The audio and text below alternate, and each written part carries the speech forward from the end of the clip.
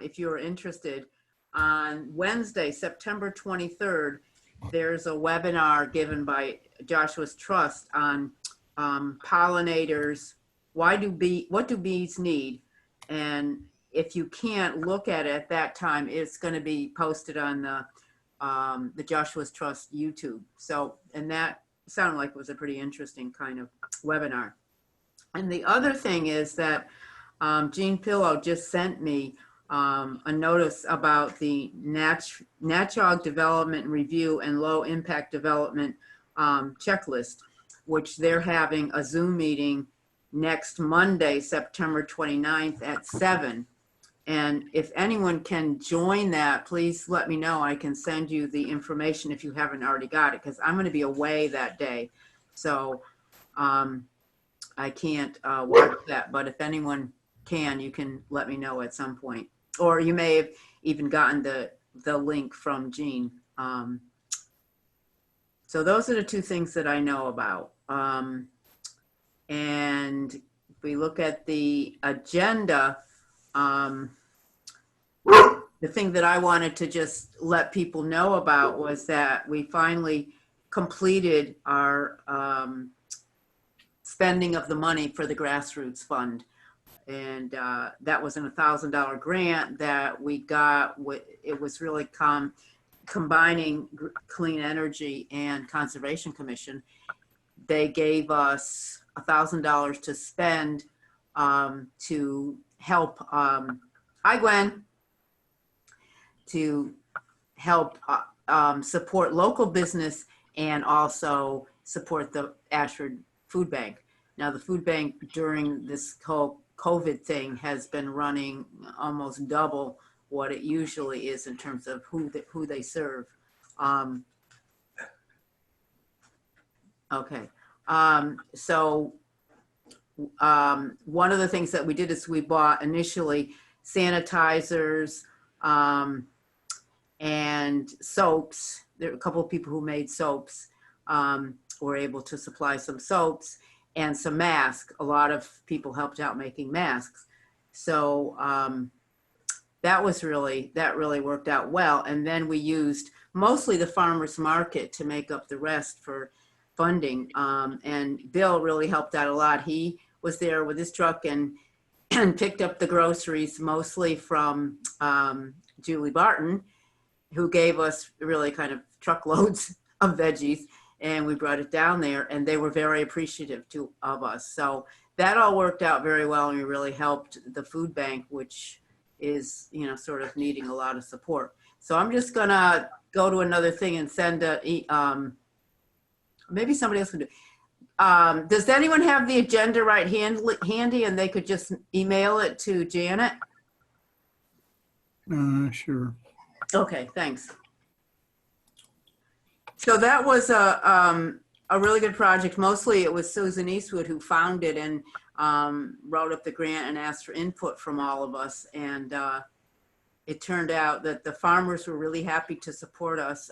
Jackie Kulig from Wellington also gave us some vegetables and produce.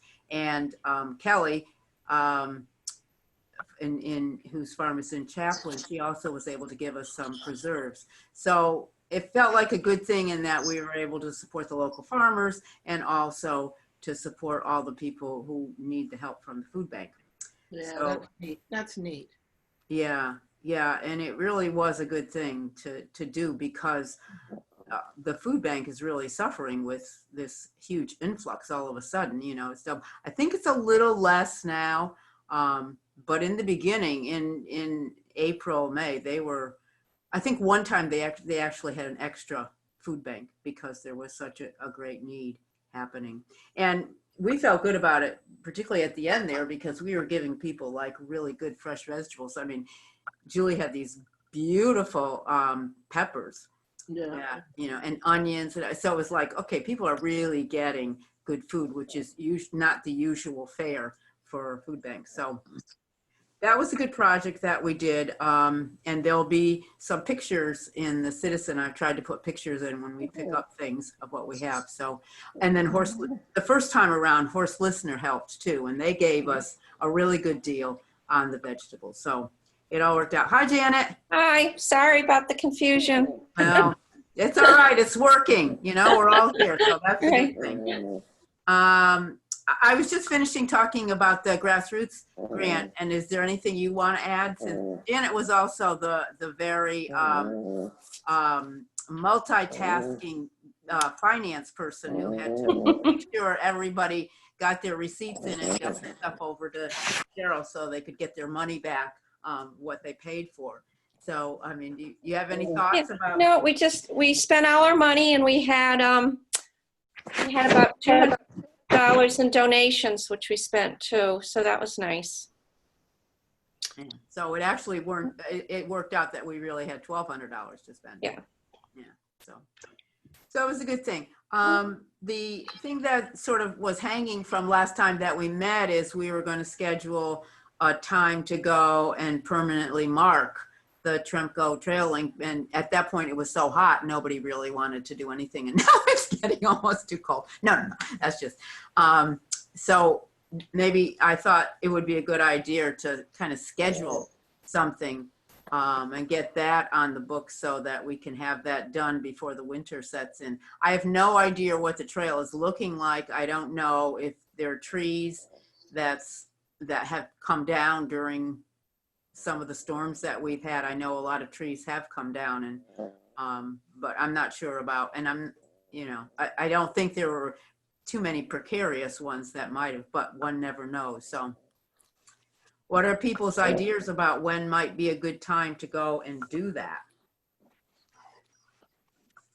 I haven't been there in quite a while, so I don't know the status of the trail in terms of trees down, et cetera, but it's, I believe, reasonably well marked. Terry might want to be involved in that. He's not with us tonight. And of course we have to acquire paint and a paintbrush too. So Mansfield Supply, Terry probably knows exactly what to get. Bill, have you been over there anytime recently? No, we haven't been over recently. It's been a while since we've been over. Okay. So why don't we just pick a date and a time and do it? Okay, and maybe Steve, you could contact Terry. I did tell him about this meeting, and he did get a link, but he may not be around. Yeah, right sure. now.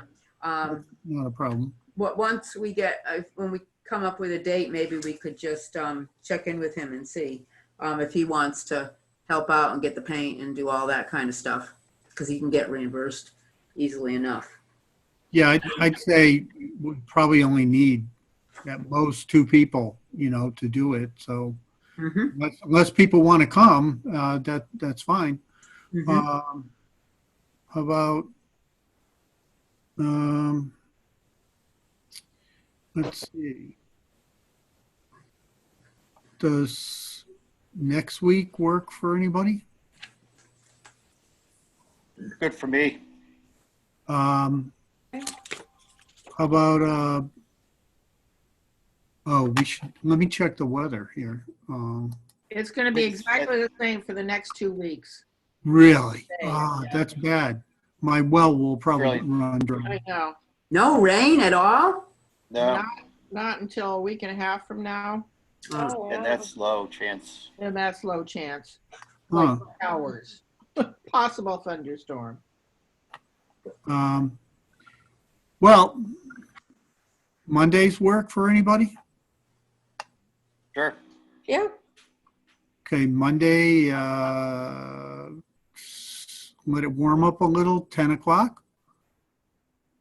9:30, 9? I'm going to be at work, but it's okay because I painted at Langhammer, so someone else can have a turn. Sure. How many people do you need?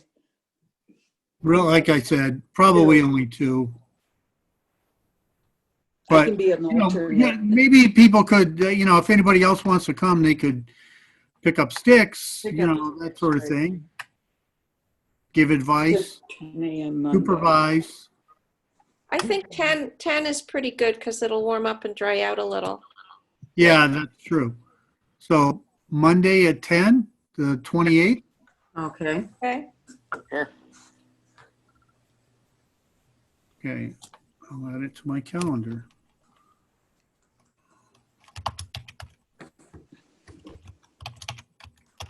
Tell you what, I may, this week I should be in the area. Maybe I'll take a quick walk and see if there are any disasters, waiting for us there. And if there are, I'll contact whoever wants to be involved. Okay, so Bill, you were interested, and Janet, Yeah. maybe? Yeah. Okay. Are you interested, Pam? Yeah, I am. Okay, so the three with Steve, all four of you, Steve, you can just send out an email to those people if Yep. anything, and let Terry know. Maybe he can get the supplies for you if he's wanting to do that. Yeah, or I can get them if I know what to get. Yeah, sure. Okay. All right.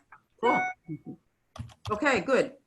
The other thing on the agenda is I just wanted to give people an update on the farmers market, which this is our 14th year, and this year has been beyond expectations in terms of the amount of people who have been at each market has been far more than any time within the last several years, maybe ever. The Lions people have been incredibly good about keeping distance, wearing masks. The times I've been there, I haven't seen anyone there without a mask. So Yeah, me that neither. has, pardon? What did you say? Me neither. Same here. So, I mean, I think that that's really amazing that we were able to pull this off. And Julie and Todd have been fantastic market managers. They keep a tab on things and make sure we have a cheese vendor, a meat vendor, a baker, in addition to other things. And this year we lucked out because the hot sauce person who usually goes to Coventry stayed the whole time because he didn't want to do Coventry because of the differences. Because Coventry is no longer the way it used to be. You order online beforehand and then you drive through and pick up your order. So I think part of the joy of the market was sort of like taken away when people had to choose before they even looked at something. Because that's one of the things why people like markets. You can go and look at something and say, okay, I want that. It looks good to me, that kind of thing. So we have really blossomed from that. And maybe it's just that people also prefer shopping outside to going inside a store. Absolutely. You They know, have nothing else to do either. right, Well, right. And people have been pretty good about, just saying hello and chatting a bit, but not lingering a long time and being able to manage the parking, which is even more hard than it used to be because where people could pull in, we have stopped that so that nobody's, going to have a line intersect with another line. So people in lines would be standing right next to one another. So we blocked off the whole area. So people pretty much have to park along Pompey Hollow Road or on the other side of the building next to the barn. And I haven't seen any problems at all. And No. the vendors have all been really nice and very compatible. So there has not been really one problem at all, which is unbelievable because usually there are a few things that come up and whatever. But sometimes one of the biggest problems is that people refuse to put up their tent things, and that hasn't been a problem now. And this summer it was hot, so people wanted to put up their tent for shade. So that was one thing. But anyway, it worked out well. Pretty much all the farmers that I've talked to, all the vendors were really happy with what was going on and what they sold. And it was, I would say, our best year ever. So Yeah. and anybody who goes felt the same way as far as the feedback I got was all pretty good. Yeah, So, it's been wonderful this year. yeah, the meat vendor, Amy, is really good. I mean, Oh, it's dynamite meat. and Try the beef bacon. Oh my God. Well, it was problematic because in the beginning, Charter Beef, who has been the vendor that we've used the whole time, said that they weren't coming because they had no beef. And that was, they were, I think, maybe they started maybe the second or third year, but other than that, they've been there the whole time. So that was a big change for us, but Well, she's even better. she's better. She has chicken, she has beef, and it's all really, really good. Yeah. So I'm very happy at that, and I'm very happy that Julie and Todd continue to do a good job, even though they're trying to set up their own farm now that they just bought last year and begin to make it tillable land while still doing their 2 leases and moving out of their house in Hampton. So they've got their hands full with things, but they've had a lot of success in growing their vegetables and have a lot of variety. So people are always have the longest line. Oh, yeah. By far, you know. So that brings us to the new business and basically the idea that Steve had about making a management plan for Ashford Park. So maybe Steve, you can sort of talk a little bit about what you had in mind and we can discuss it and see where we go from here. Sure. So the whole reason for proposing that was because on the Ashford Community Connections Facebook page, which probably some of you are members of, some people expressed some concern after there was some mowing done along the edges at Ashford Memorial Park. Apparently people are, pretty interested in pollinators and butterflies, and they're looking forward to, maybe collecting or just seeing butterfly cocoons on some of the weeds there. They were concerned about the flowering plants being cut before the pollinators were done. I was concerned a little about the habitat too, in terms of the birds use it. They pretty much cut it way back, which they need to do in order for it to be maintained as field edge, if you will. So that needs to be done if you want it to stay and not grow shrubs. Anyway, so I called Sherry. Go ahead. You only need to do it every 2 or 3 years. You don't need to do it twice a year or even once a year. Yeah. So I called Sherry and, I wanted to feel her out on that. And, she was pretty diplomatic about it.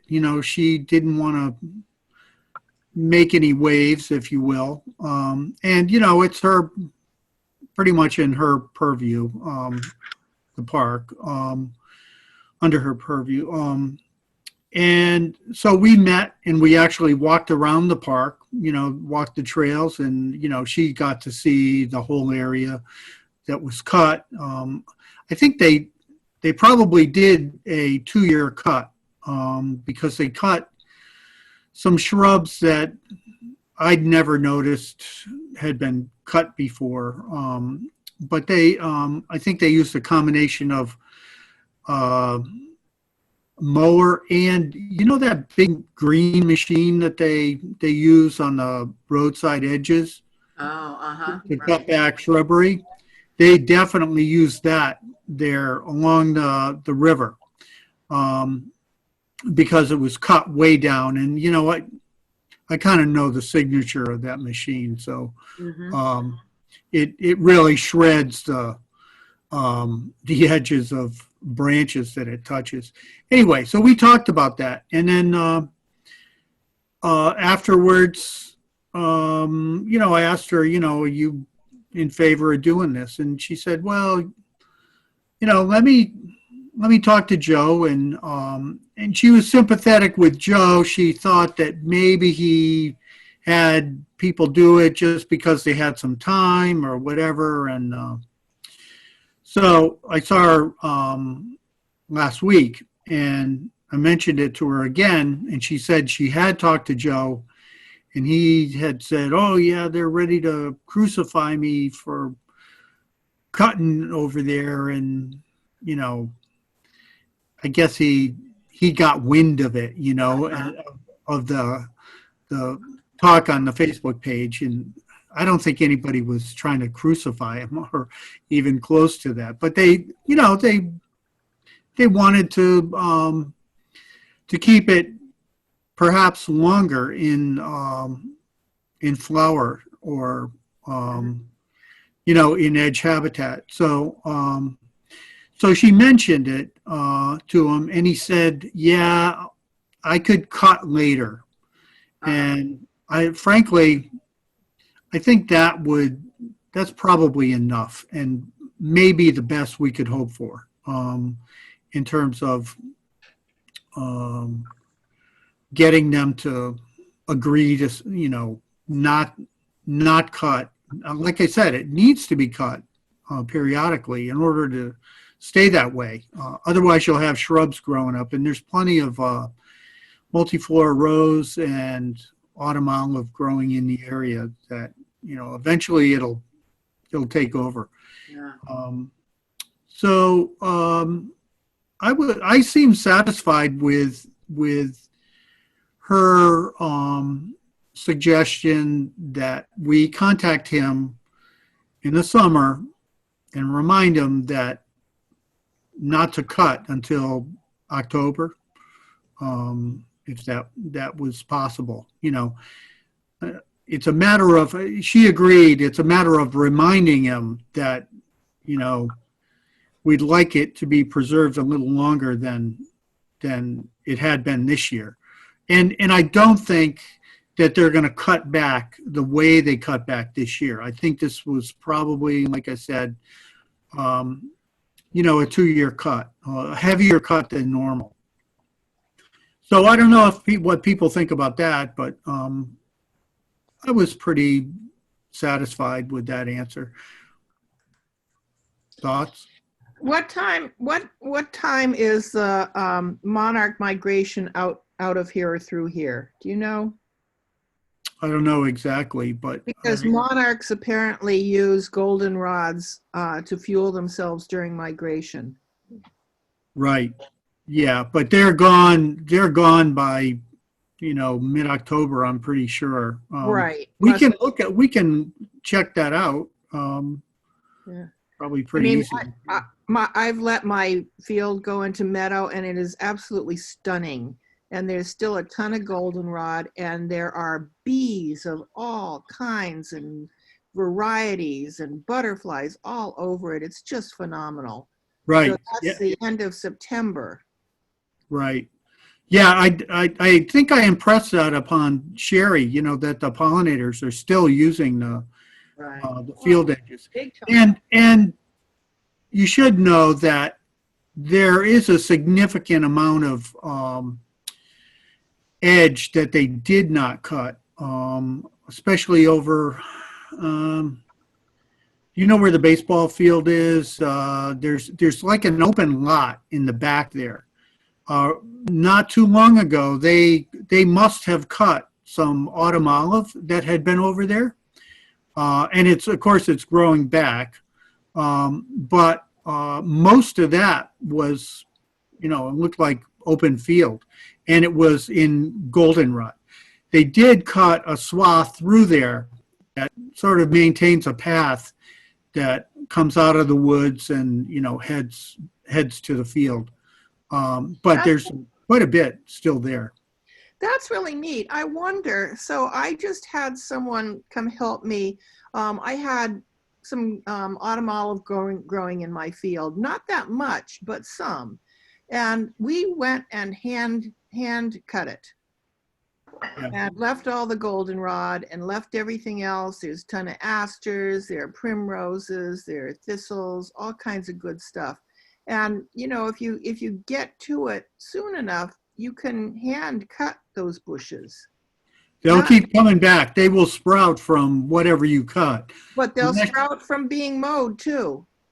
Unless you take some Roundup and, God, and no. paint it on the shrub this time of year, goes down into the roots and it kills Yeah, it. right. And then we have Roundup everywhere. That stuff is. Well, No, but Steve and Bad Dan Donahue did do that a couple of years ago. They went Right. through and cut, and one would cut, the other would just paint, because it would just takes out that particular tree. So they did a lot of work there several years ago, and you can't expect, and you wouldn't want the town to be doing that at all. No. No, You no. know, It would have to be a volunteer crew.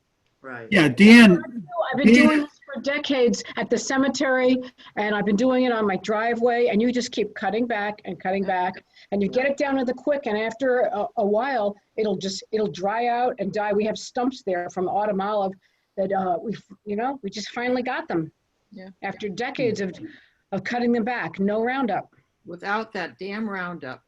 yeah, well, the thing is, with the amount of autumn olive that was there at the park when Dan and I did it, Dan, and you need to know that Dan is a land management person. If he's very much aware of the power of Roundup, and he had a guy who's specially trained to do it.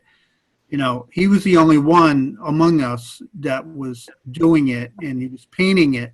And so it only goes onto the stump of the autumn olive, and that's what kills it. It sucks it down into the roots, and then that Right. kills it. And then No. it makes my tap light Groundwater the ground. table causes Yeah. cancer, causes autism. I have asthma. I'm not gonna be using that. Yeah, really. Yeah, that's fine. Well, it's not a good idea necessarily to use it, but in some of these bigger areas, it's a question of, if you don't do something, it'll overtake everything. And in these big areas, there are not a lot of people who are going to do like you did, Gwen, or like you, Christine, of every single year, very, very methodically going back and keep cutting it back. That's just Right. the reality. So It's that's being what literate. we're dealing with. I mean, of really looking at that. And yeah, we don't want the town to be taken off with the Roundup and rounding up all of us with their Roundup. But nonetheless, I think, we have to look at the larger picture of things and what works and what doesn't work in certain things. And yeah, that's great that you people are dedicated enough to keep on going back, but I don't know how realistic that is for an area like Memorial Park. There's another way with machinery. We have a neighbor who used, I don't know, it was a rototiller, I don't know what it was, but ripped up the roots and Uh-huh. didn't use any chemical treatment. And there's a whole swath they cleared out with their 5 or 6 types of invasive plants. Mhm, And they're a neighbor next to us. mhm.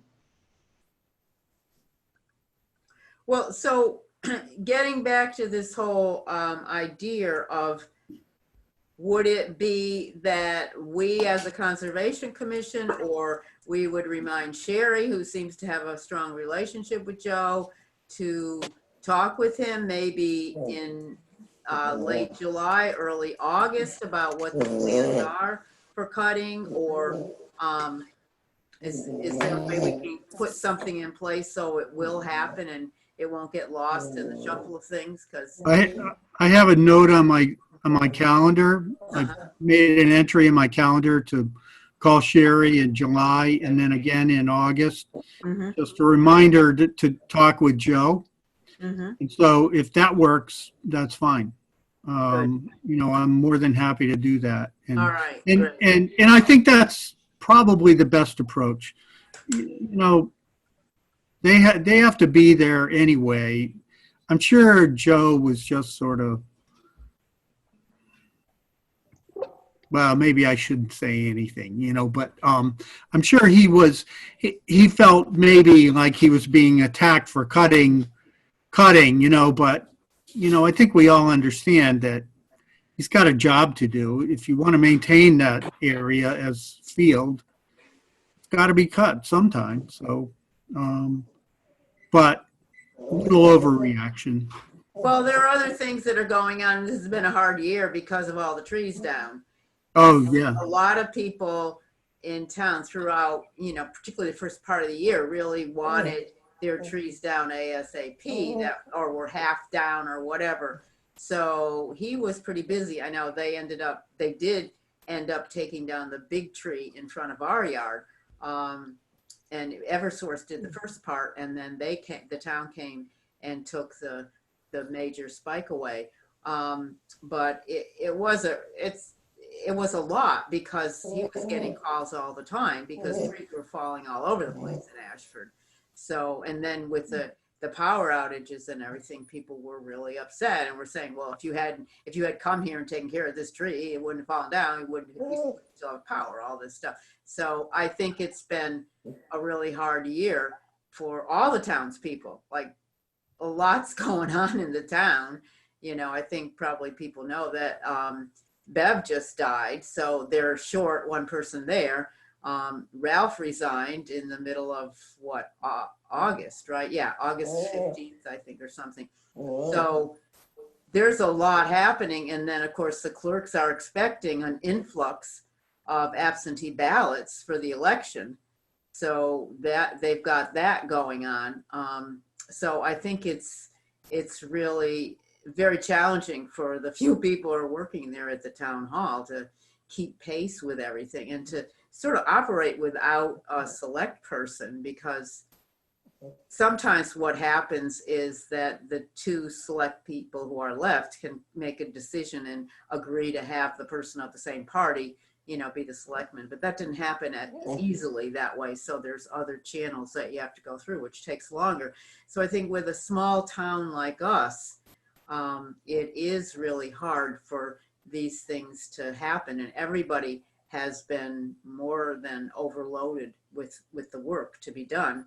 And of course, it was just last year that Mike Gardner resigned, so they were operating in a different mindset with the land use thing, because people were using an agency. People were coming in on a sort of regular basis, but it wasn't like it used to be, of having someone there all the time who knew the town like the back of his hand.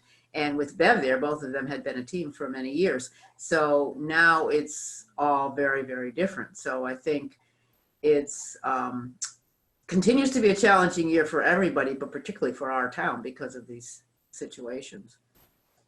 Well, Red, who was Bev?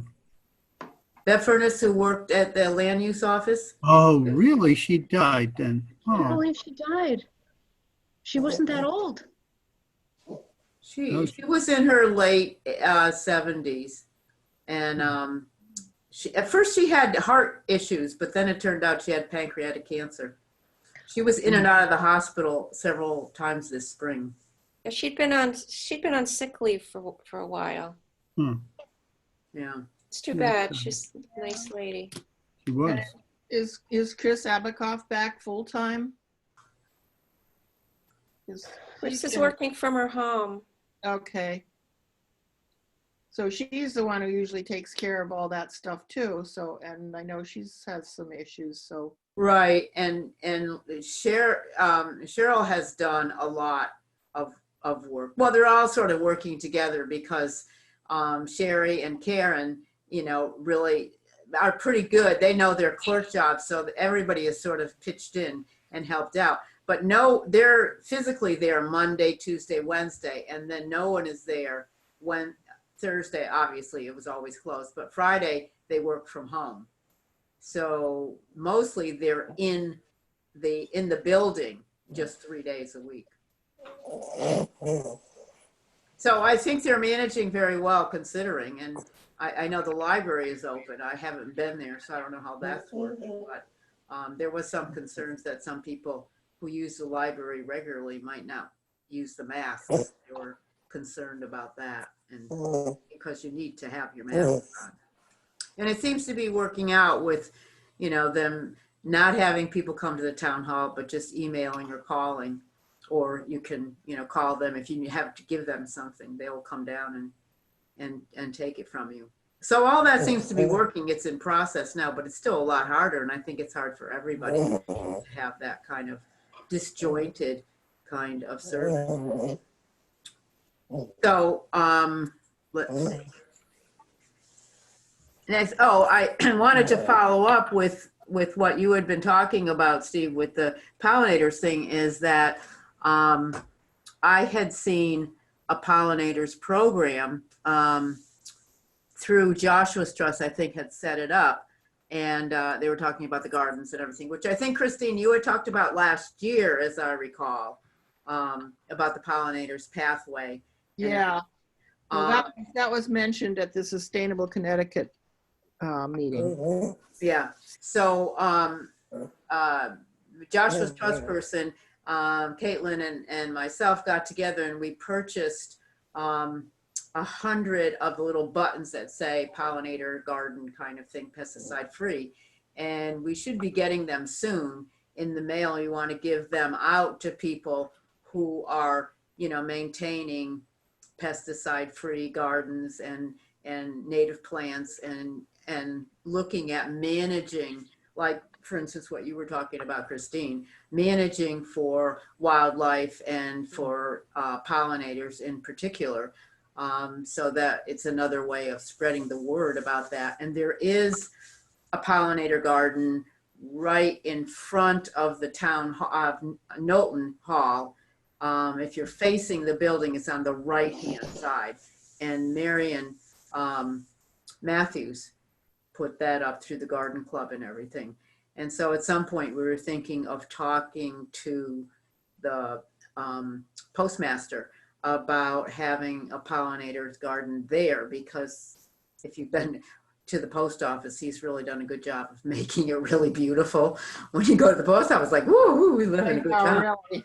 Yeah, and seeing if he would be willing to include just exclusively native plants and think about the plants that will be very seductive to our pollinators so that we can help along the way. So what are the signs made of, Loretta? No, they're buttons. They're buttons. How big? what are they? I think they're 5 inches maybe. Oh, that's pretty big. So can they be mounted You on? kind of stick them in the ground kind of thing. Oh, It's something that you can see if you're driving by, you can see it. It's a circular kind of thing. Has the picture of a butterfly on it, and then it says pollinators garden. Oh, that's pretty cool. It might, I wonder if you could reserve some of those. Maybe we could strategically locate some over at the park, with Sherry's permission,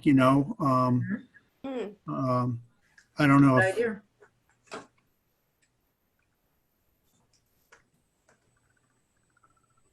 there is an area over there that has quite a bit of milkweed. They cut half of it when they cut that swath in that area. If we put some sign there, then maybe they'd avoid it. yeah. We can mention that to them too. Mark it. Uh-huh. Yeah, Right. Put it around the edges. Mark it off. right. This is good to educate people. It's like with the bobolinks, now people know about July 15th, mow after that date.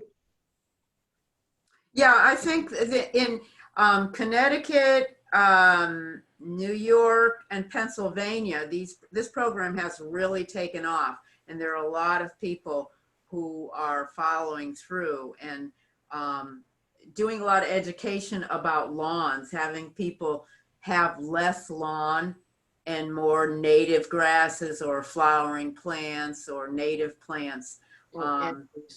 And therefore using less pesticides or less chemicals that are harmful to the soil.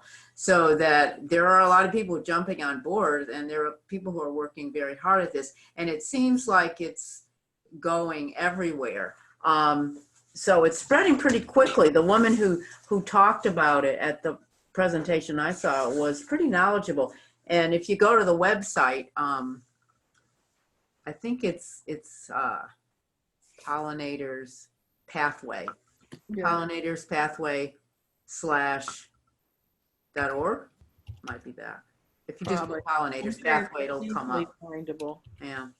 I put the website in the Citizen this month, so it'll be there. And I think it was there last month too. So we're really trying to do a whole educational thing. And I had talked with Marion maybe about doing something next spring at the school to have a pollinators garden, or maybe they already have one. I don't know, because they're pretty much on the cutting edge of everything in that school, and really up to date on things, and I think, do a fantastic job with educating kids and really looking at the environment and protecting the environment.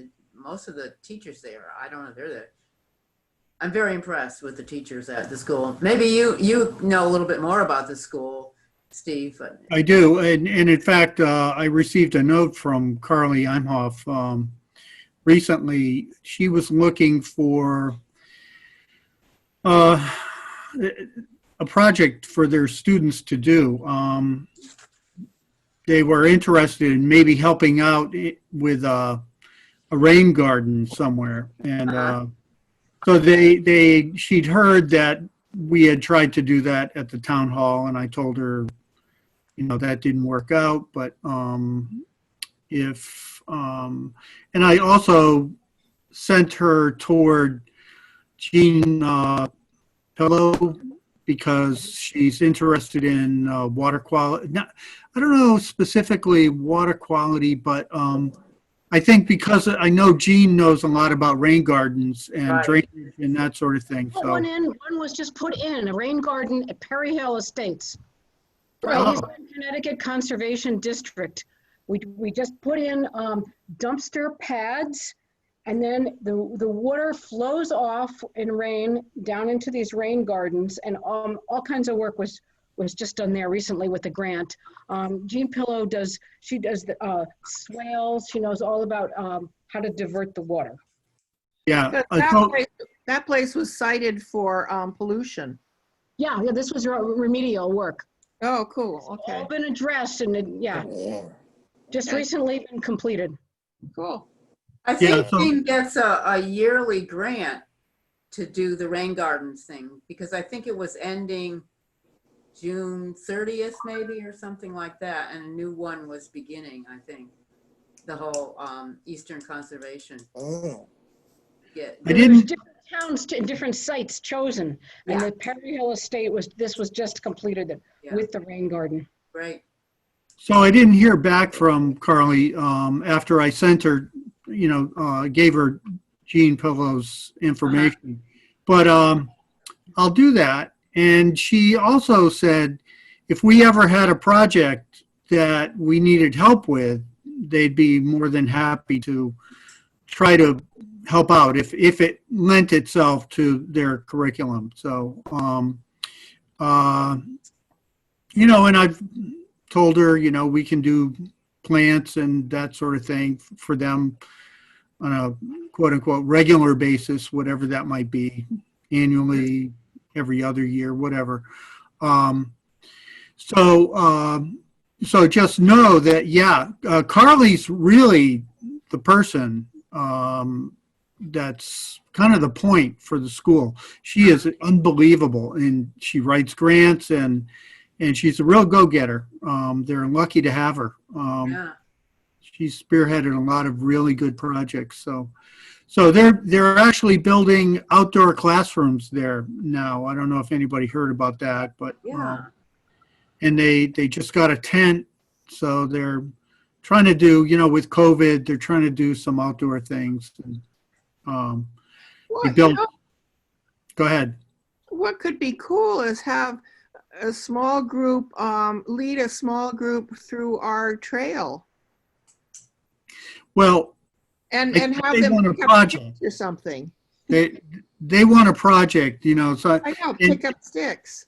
I'm No, not sure but- they want to do that, but Well, but I mean, there probably aren't that many sticks, but just if like 5 or 6 of them or something came and everybody picked up a few sticks, that's probably all that there are. But that might be a teaching lesson for, okay, here's one thing you can do to maintain a trail. I don't know. Yeah, okay, yeah, I can mention that to her, but I think they're more project oriented. They want the kids to be involved in planning a project and executing it and maintaining it, that sort of thing, so. Well, Steve, it might be interesting, and maybe Jean would be open to this of, she does a lot of teaching of, water quality and how to test and everything. I don't know how old the kids are, but that might be a project for them to, be able to gather the water and look and see what's in there, and stuff like that. She might be open to doing that, or there might be a grant available to teaching kids to be, water collectors. What is that? What's the name that's called? I know Gwen, you and Bill, you also did that also, right? No, I did it, You did, Steve. Okay. Ray Fenn, Me, Steve. Gwen, and Ray. Right. But listen, she has worked with children. She's had classes and educated them, macroinvertebrates. The kids would work with collecting and investigating what they found in the water. And she shows this at the floating workshops each year. So that might be something that Ashford School could get involved with and bring Jean in and do a teach-in there and take the kids out. Yeah. Well, that's why I sent her to Jean, Yeah. so, because she'd be full of ideas, I'm sure. Yeah. Yes. Wow, that's great. And that's also good for all of us just to keep in mind if there's something that we think about that might be, a really important thing to look at and help. Maybe there's something like around trash that we might be able to do. Get kids to figure out, what the cost of trash is and, how much is on the roads that, just all sorts of things like that. There might be certain things that in the future they could help to see the impact of trash on the town functioning, town budgets and stuff like that. So we had Jean Pillow come to speak at our town hall at Knowlton Memorial Hall a few years ago on rain gardens was one of the topics, but she's come quite a few times. yeah, she's talked on various things. Yeah. Yes. And is usually pretty willing to do that if there's a topic that we have an interest in, that she's willing to come and share whatever knowledge she has. So does anybody else have any other business that they want to bring up about what's of concern?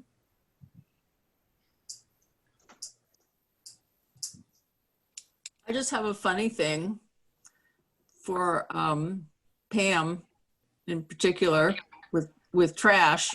So for the first time ever of the multitudes of things that people throw on our property, Oh, we no. finally found something that we could reuse that was A, unbroken, B, cleanable, and purposeful. So it was a big soup bowl cup, and it's in my kitchen now. I cleaned it up. Right.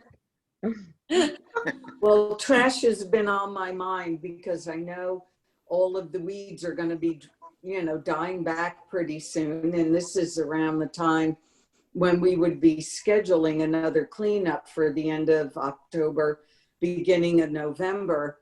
And I have every intention of getting out on Turnpike Road again and starting to pick things up because I know it's all been dumped all summer and last spring.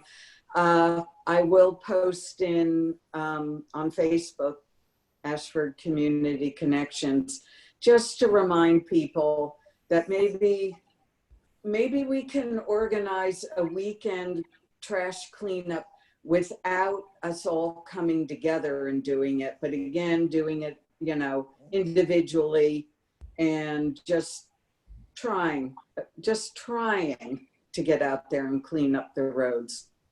Oh, there's a huge bag I noticed dumped on Turnpike Road today. It's a trash bag. I don't know where it came from, when, but it's sitting on the side of the road. I intend to get it tomorrow and put it in another bag because I don't want to touch it too much, but it's terrible out there still. Yeah.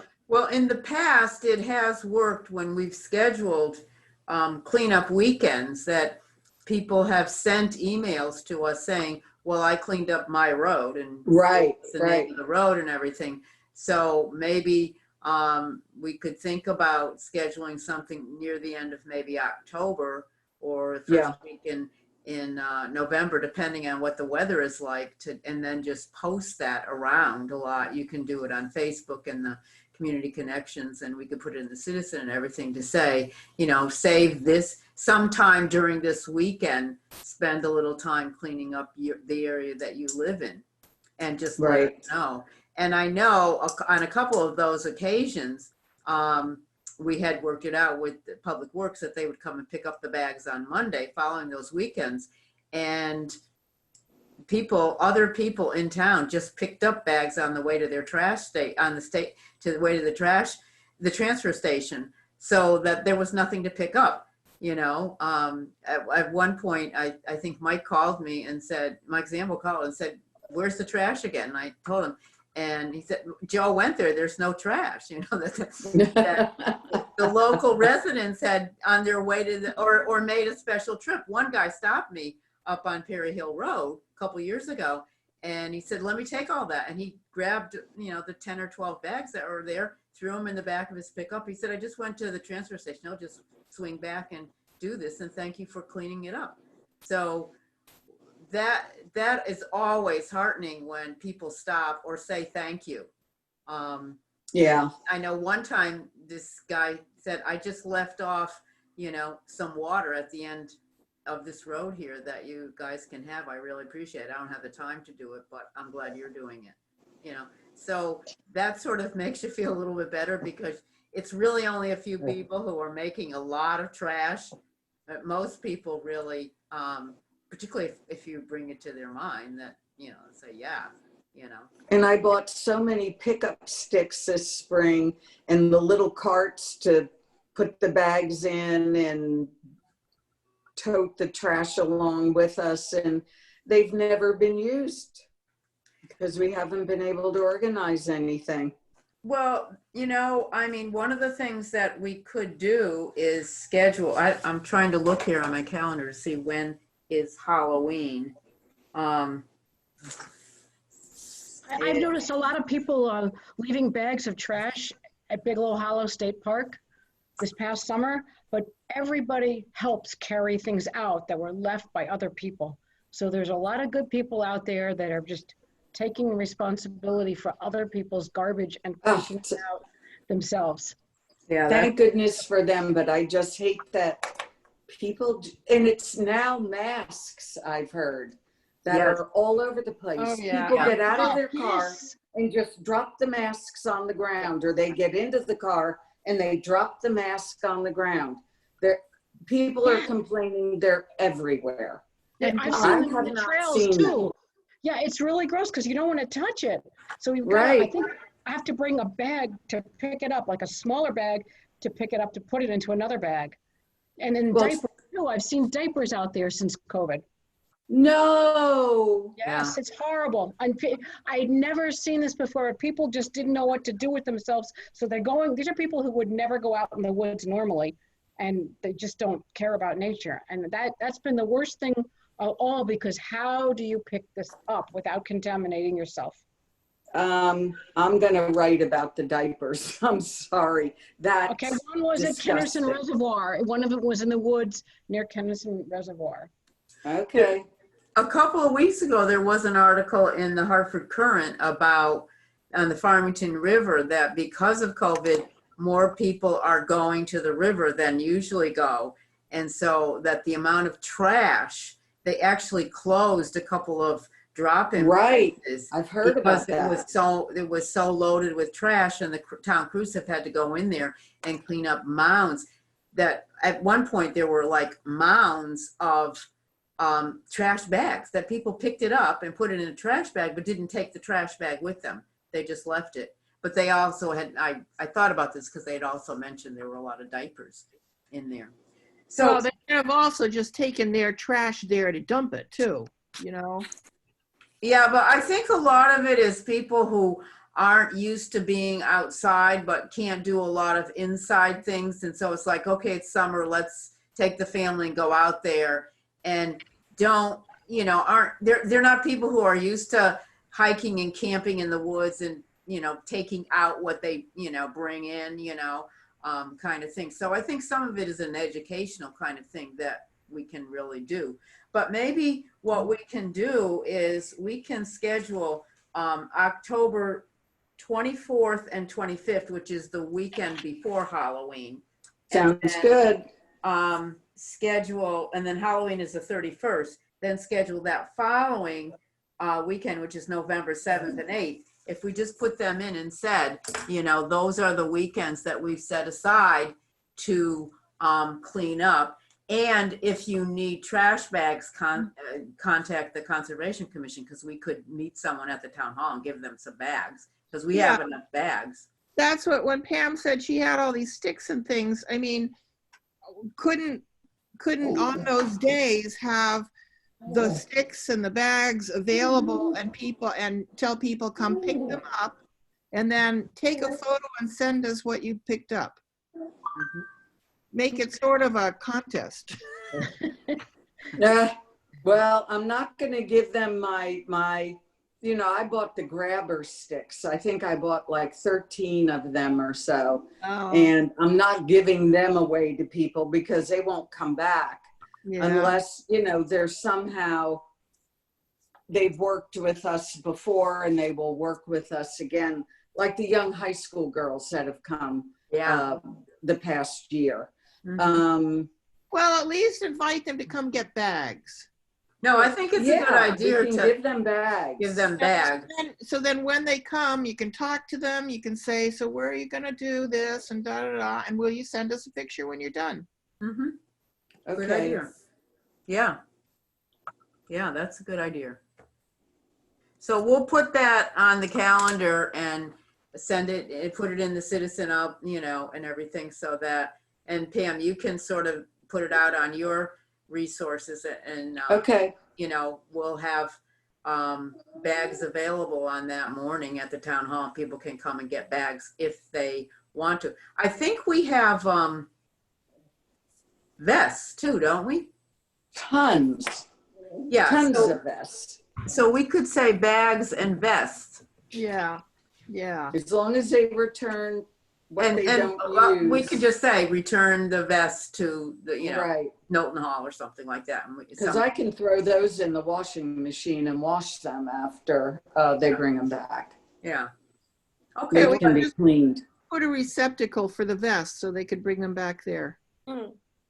Yeah, just like a plastic storage, like, you know, container. Right. Yeah. Yeah. So when they pick it that'll up, work. you can show them where that is so that when they could bring it back. Sounds good. All right. So that's set. Okay. So I think that's about it, unless somebody else has something else that they want to put out. And I would assume that next month we'll do another Zoom. And go from there and see what happens. And hopefully the trail will be all marked and there's no trees falling down or anything like that. And we hopefully will get some people cleaning up trash, or at least remind them it's time to clean up again, because sometimes that's all it takes for people to, a lot of people come forth. But I have noticed since the beginning of August, I would say that there's more trash on Pumpkin Hill Road than there had been. Prior to that, there had not been a lot, but I'm also thinking there hasn't been as much traffic. Oh man, So but you know, the traffic is just insane. There are crazy people driving so fast. Yep. It's just insane. I don't know what is going on. And tailgating, because Tailgating. we don't drive fast enough For them. I guess, for them. Yeah, but seriously, Annoying. I'm not a really slow driver, but the amount of times I've been being passed by these crazy people, sometimes 2 cars in a row, flying by me, you know, or It's just insane. I don't know. And they seem to be everywhere in Rhode Island and Connecticut, everywhere. It's just, I don't know. People are going crazy. Well, people are going crazy. really That are is going really crazy. true. I mean, literally, Yeah. that is true. Because the longer this COVID thing goes on, Yeah. people are like, they don't know what to do with themselves. Right. And so probably everybody is suffering from failure to thrive because Right. nobody's been touching a lot of people and everybody's been social distancing, and PTSD. So, I mean, in terms of what I would say, the general mental health status of our world right now, it's pretty not sad. very stable right now. Right. And then we've got all this other stuff. And then we've got the news, right? Right. And I think the news has really been designed to send more and more fear in people. Yeah. It's just. And that's not, we don't make good decisions when we're coming from a place of fear. Yeah. Well, Loretta, I call it PP post-pandemic stress, whatever it is, disorder. PTSD. I just think you're right. Everyone is so But it's not- traumatized, But I it's not think. post-pandemic. We're still in the middle of it. It's true. It's true. You're No question right. about it. Oh my God, it's Yeah. true. It'll So be everybody has to post-pandemic. be very careful how much news they expose themselves to. That's all. No, That's I right. agree. And take care of yourself and have a good month. And thank, Sorry. excuse me. Go ahead, Gwen. I noticed that on Kennerson Reservoir Road, there are all these trucks that were never there before, really going too fast around the curves. And these trucks would normally be on the main roads. But I mean, I was counting them, and in a short time, I saw 5 trucks that you never would have seen before take this back road. Maybe it's a shortcut for them. Maybe they need a nature fix or something to get, to get through the pandemic, but just not a road that trucks would normally take. And isn't that a little odd? Yeah. Yeah.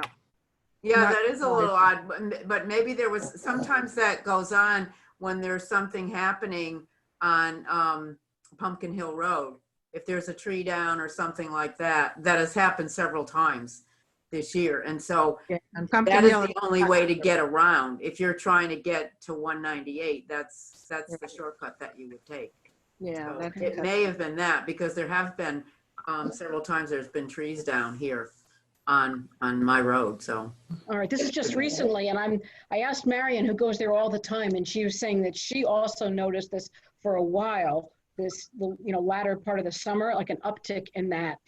So it may be that they've just decided to get that scenic view, but they're going pretty quickly. So if people are walking and picking up trash, they just got to be careful. oh yeah, yes, I'm glad you said that, because you do have to be careful, because people do drive way too fast. And some of the roads that we've been mentioning, like Pumpkin Hill Road and like, Route 89, they drive very fast. If you're picking up trash there, you got to be very cautious. even Perry Hill Road. Yeah, and that's maybe something that can be put in the announcement. We'd really like people to help pick up the trash, but please do come get a vest. Mhm. To be safe. To Okay. be, kind of emphasize that. We don't want anybody getting hit. Right. Yeah. Okay, everybody. Thank you, Loretta. Thank you, Thank Loretta. Thank you, All Loretta. right. Have a good rest of the evening. You too. You too. Take care. Bye. Bye.